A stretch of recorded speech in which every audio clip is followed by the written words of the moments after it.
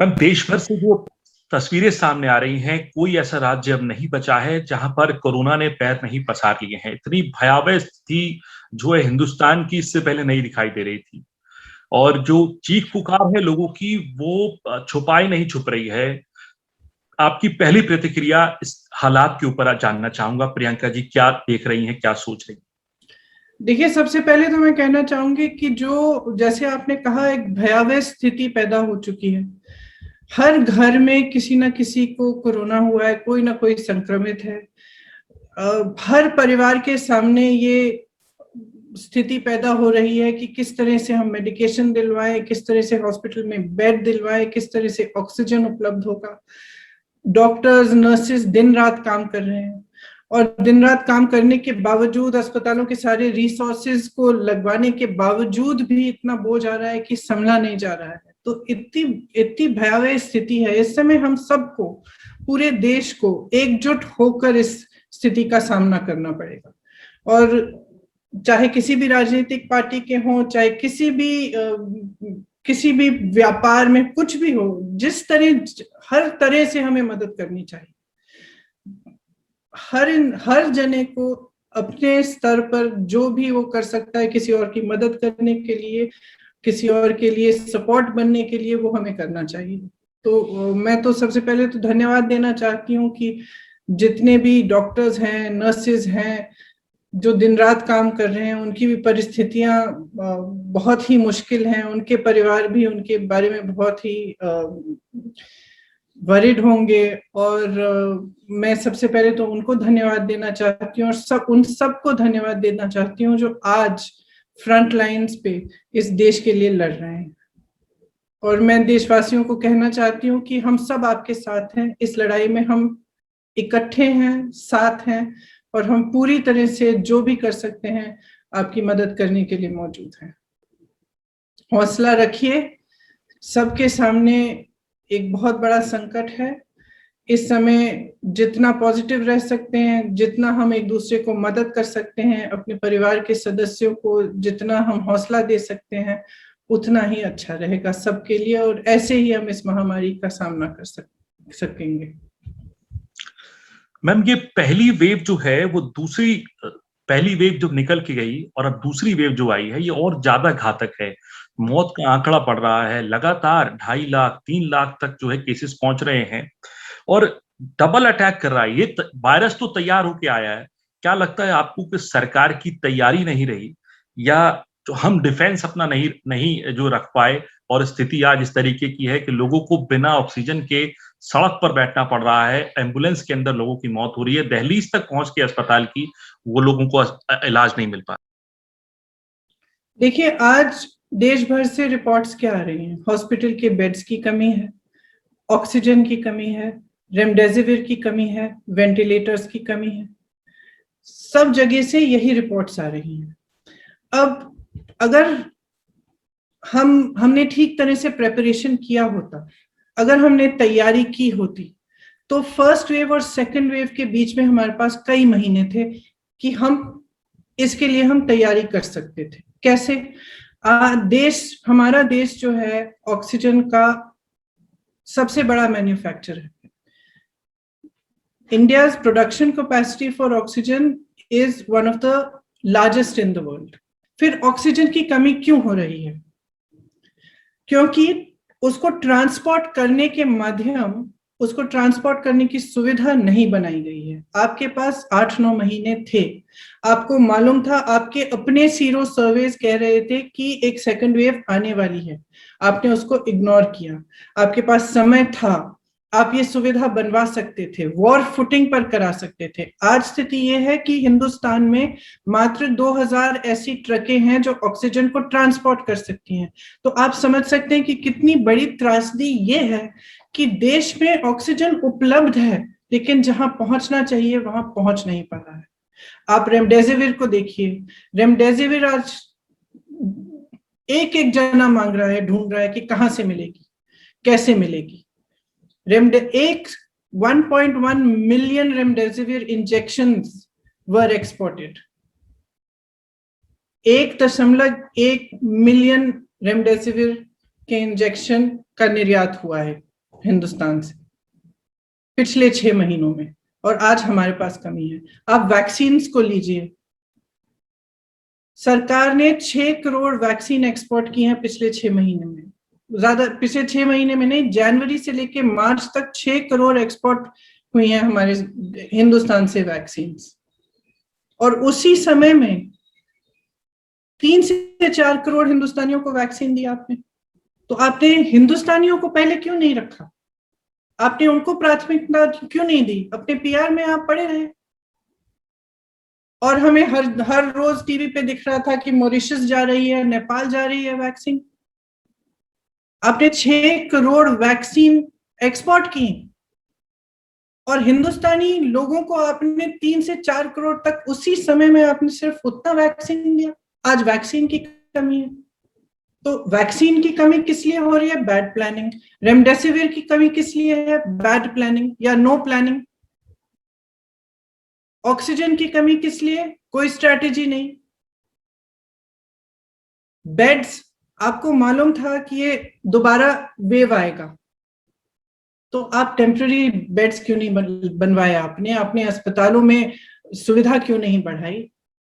आपने फोकस क्यों नहीं किया इन चीजों पे? तो ये तो एकदम सरकार का ही फेलियर है। और किस चीज में व्यस्त हैं आज भी? आज भी चुनाव प्रचार में व्यस्त हैं, स्टेज पे जाकर हंस रहे हैं। मैम यही बात, जहां से भी रिपोर्ट आ रही है, लोग रो रहे हैं, लोग रो रहे हैं, लोग चिल्ला रहे हैं, चीख रहे हैं, जैसे आपने कहा कि हमारी मदद करिए, कहीं ना कहीं से हमें दवाइयां दिलवाइए, ऑक्सीजन दिलवाइए, बेड दिलवाइए। और आप बड़ी बड़ी रैलियों में जाकर हंस रहे हैं। हंस कैसे सकते हैं?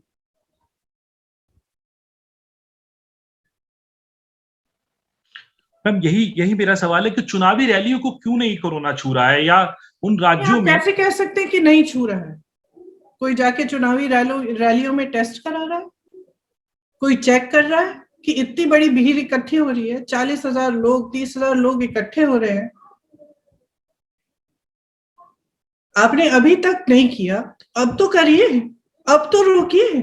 जब ये संक्रमण इतना बढ़ गया है, आप यूपी के आंकड़े देखिए, 4 तारीख या 5 तारीख से 16 तारीख तक 7 गुना संक्रमण बढ़े हैं।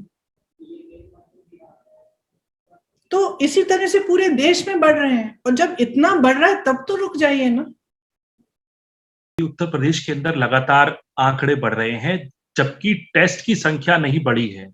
और सबसे ज्यादा जो अभी हम असेसमेंट लगती है, वो ये लगती है कि पहली वेव में ये संक्रमण, ये वायरस सिटीज में था, आज ये देहात तक पहुंच गया है। शायद ही कोई ऐसा जिला बचा है उत्तर प्रदेश का जहां से नंबर्स ना बढ़ रहे हों, और टेस्टिंग ना होने की बात, एडमिशन ना होने की बात, और ऑक्सीजन ना होने की बात सामने आ रही हो।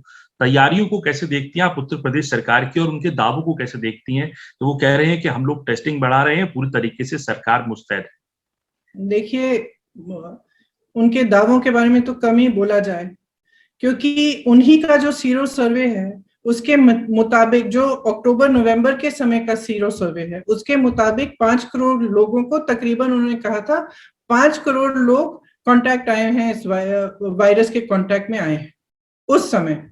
और उन्होंने रिकमेंडेशन दिया था कि टेस्टिंग आप एकदम रैंप अप कर लीजिए, ज्यादा से ज्यादा बढ़ा दीजिए। सरकार, यूपी सरकार ने क्या किया? यूपी सरकार ने 70% एंटीजन टेस्टिंग शुरू की। मतलब है कि जो एक्चुअल टेस्ट है, जो आरटीपीसीआर का टेस्ट है, वो सिर्फ 30% हो रहा है आज यूपी में। उस समय उन्होंने क्यों नहीं बढ़ाया? उसको बढ़ाने के बजाय एंटीजन टेस्ट क्यों शुरू किया? अपने आंकड़ों को कम करने के लिए। आज भी प्राइवेट लैब्स में तरह तरह के रिपोर्ट आ रहे हैं हर जगह से कि प्राइवेट लैब्स को कहा गया है कि आप टेस्टिंग बंद करिए। किस लिए? किस लिए? टेस्टिंग से ही तो जान बचेगी। तो क्या जनता की जान महत्वपूर्ण है लोगों की जान महत्वपूर्ण है कि फिर आपके आंकड़े महत्वपूर्ण है, कि आपकी सरकार की इमेज महत्वपूर्ण है? तो देखिए, ये समय है, यूपी में कोई अलग स्थिति नहीं है पूरे देश से, सिर्फ ये है कि और भी भयानक स्थिति है। बट जो प्लानिंग स्ट्रैटेजी की जो स्थिति है वही है जो जो केंद्र सरकार की है, मतलब कि की ही नहीं गई है। ना बेड्स उपलब्ध कराए इन्होंने, महीने पड़े थे, स्टेडियम्स हैं आपके पास, इतनी मतलब इतनी सुविधाएं हैं, वो सुविधाएं आपने बेड्स को इंक्रीज करने के लिए क्यों नहीं डाली? आपने ऑक्सीजन का सप्लाई इंक्रीज करने के लिए क्यों नहीं किया?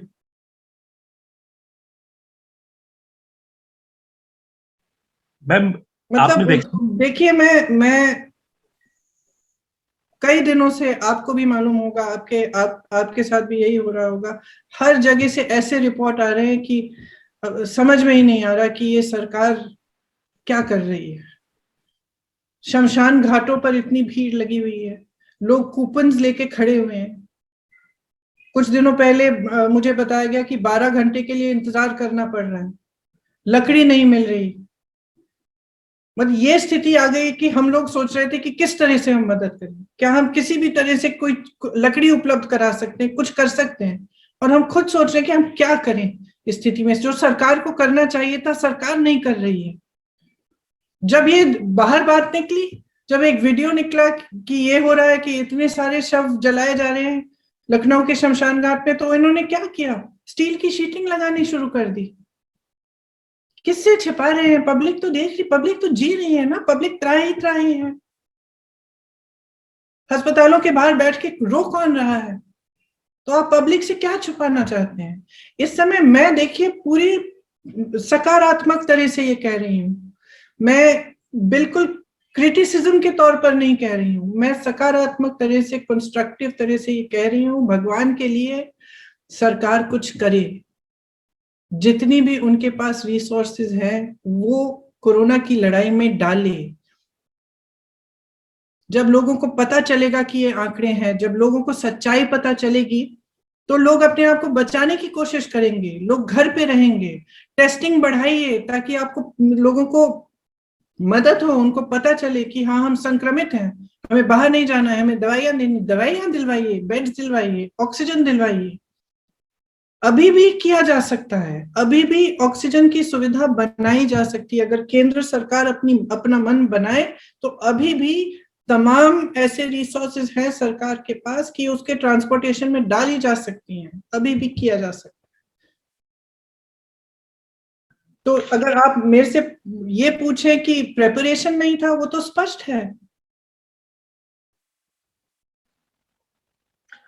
मैं वैक्सीन को लेके आपसे पूछना चाहूंगा। वैक्सीन की आपने बात करी, हमने एक्सपोर्ट भी करी, और विपक्ष लगातार जो है सुझाव भी दे रहा था, चाहे राहुल गांधी जी हों, कांग्रेस अध्यक्षा सोनिया गांधी जी हों, सीडब्ल्यूसी तक कन्वीन करी गई और सुझाव दिए गए। पूर्व प्रधानमंत्री मनमोहन सिंह ने चिट्ठी तक लिखी।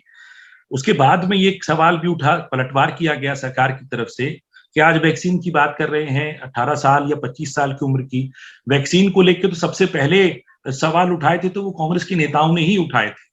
कांग्रेस के कई मुख्यमंत्रियों ने वैक्सीन को लेकर सवाल उठाए थे, और आज वैक्सीन को लेकर इतना हाहाकार क्यों किया जा रहा है? देखिए, पूर्व प्रधानमंत्री जी मनमोहन सिंह जी इस देश के 10 सालों के लिए प्रधानमंत्री रहे।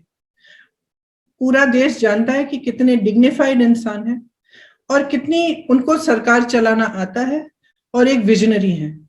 अगर वो आपको सुझाव दे रहे हैं इस समय, जबकि देश इतनी बड़ी महामारी से जूझ रहा है, इतना बड़ा संकट है हमारे सामने, अगर वो सुझाव दे रहे हैं तो उस सुझाव को उसी डिग्निटी के साथ, उसी ग्रेस के साथ लीजिए जिस तरह से उसको वो सुझाव दिया जा रहा है।